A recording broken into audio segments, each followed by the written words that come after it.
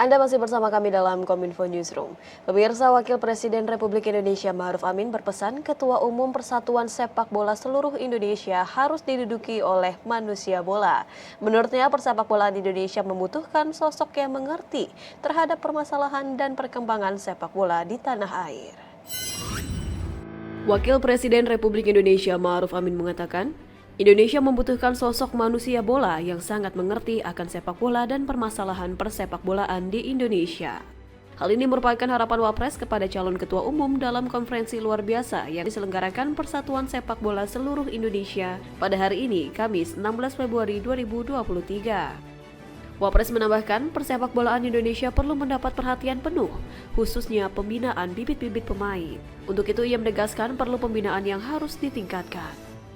Dari 270 juta itu, saya pikir banyak juga itu bibit-bibit yang punya talenta, tapi mungkin belum tergali dengan baik. Dan pembinaannya perlu ditingkatkan. Karena itu perlu ada kepengurusan yang memang punya perhatian, punya strategi, punya semangat. Wapres juga berpesan kepada calon ketua umum PSSI yang terpilih agar dapat memberi perhatian besar terhadap sepak bola Indonesia. Selain itu, ia juga berharap siapapun yang memenangkan kursi nomor 1 PSSI punya keinginan dan gairah untuk membangun sepak bola Indonesia. Jangan ada politik.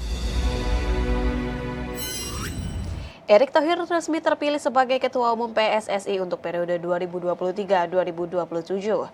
Usai resmi menjabat sebagai Ketum PSSI, Erick ingin segera berdiskusi untuk menyerap aspirasi dari berbagai elemen sepak bola.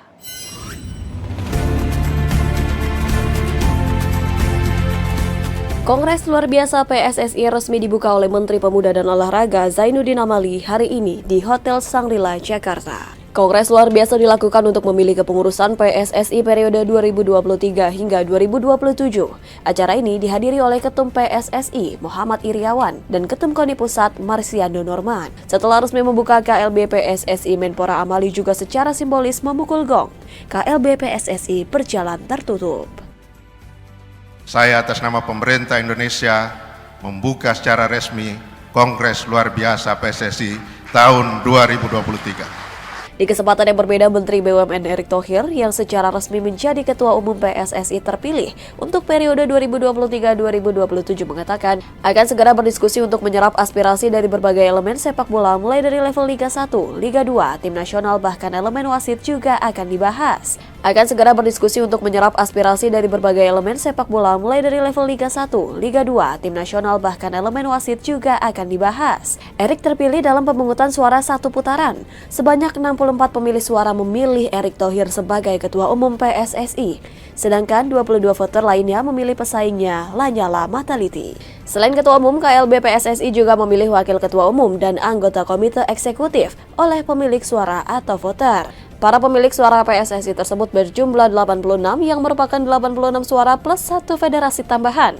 Ke-86 suara tersebut terdiri dari 18 klub Liga 1, 16 klub Liga 2, 16 klub Liga 3, 34 asosiasi provinsi, 2 asosiasi, dan 1 federasi futsal Indonesia. Penetapan pemilik suara ini berdasarkan peserta kompetisi untuk Liga 1, 2, dan 3. Meski demikian, tidak seluruh klub Liga 2 dan Liga 3 memiliki hak pada KLB PSSI nanti. Kita beralih ke informasi lainnya, pemirsa. Badan Pengawas Obat dan Makanan terus memperketat pengawasan terhadap penggunaan bahan baku penyebab penyakit yang beredar secara bebas di masyarakat. Kepala BPOM Penny Kalukito menegaskan akan memperluas pengawasan. Maksud kami pengawalan dari sisi produksi, pengawasan importasi bahan baku, dan juga bahan jadi mula dari obat tradisional, suplemen kesehatan hingga pangan olahan.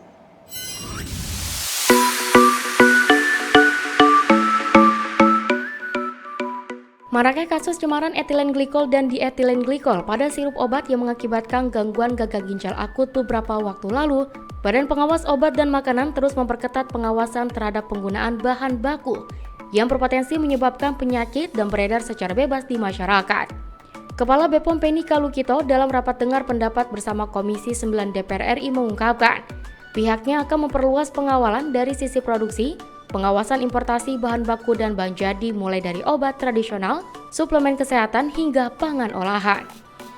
Adapun upaya yang akan dilakukan BPOM selanjutnya adalah dengan memberikan sosialisasi dan edukasi kepada para pelaku usaha dan pemerintah daerah terkait bahayanya penggunaan bahan-bahan tersebut agar tidak terjadi lagi kasus yang serupa dan merugikan masyarakat sekitar.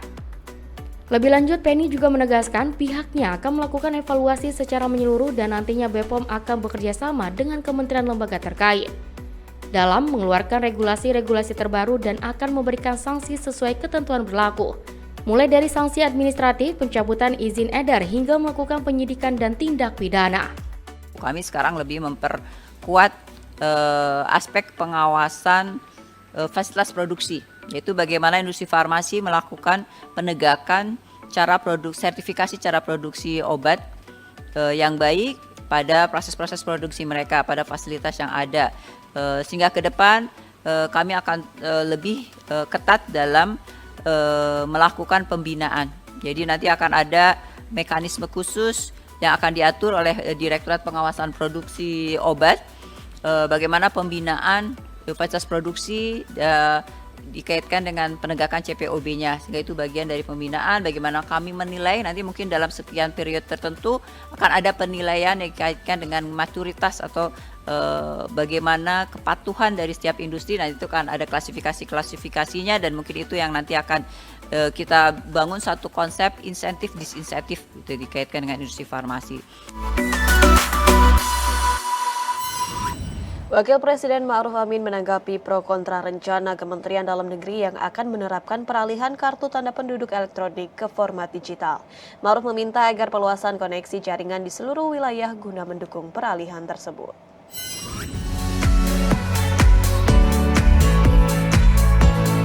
Pemerintah melalui Kementerian Dalam Negeri berencana akan menerapkan peralihan kartu tanda penduduk elektronik ke format digital. KTP yang biasa diakses dari ponsel itu dinamakan Identitas Kependudukan Digital atau IKD. Hal ini mendapat pro kontra di masyarakat, khususnya dari daerah-daerah yang dinilai belum memiliki koneksi internet baik.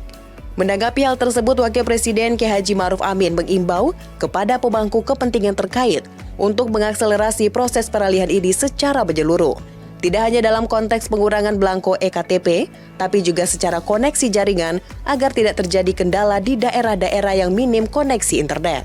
Menurutnya, rencana peralihan ini merupakan salah satu langkah konkret dalam upaya digitalisasi oleh pemerintah, sehingga pelayanan publik, khususnya dalam bidang kependudukan, dapat dengan cepat dan birokrasi yang singkat. Wapres menilai hal tersebut dapat diatasi secara bertahap.